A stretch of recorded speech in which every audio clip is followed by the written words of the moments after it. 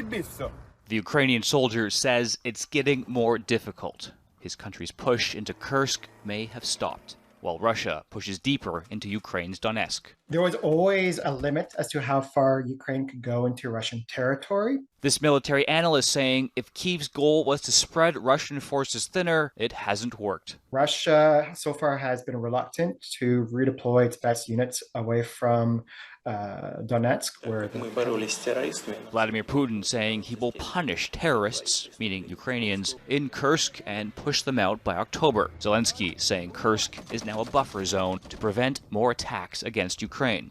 Alexander Wanozhka says holding it could pose great risk, but there's huge psychological benefit. Certainly, Vladimir Putin looks weaker as a result because he can't seem to control his own border. He says it proves the country can and will fight, and that Putin's red lines were a myth.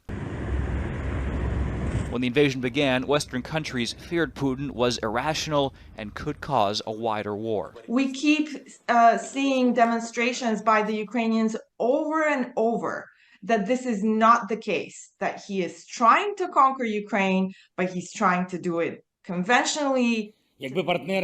Vladimir Zelensky calling the red lines a bluff and saying NATO should let Ukraine use their weapons in Russia, like how the UK already has. This is basically pressure on the US to reconsider, to reevaluate the evidence coming from the battlefield. That would bring in a new era of the war, Zelensky says, one that would help his country. It just won a victory, but is still struggling. Nathaniel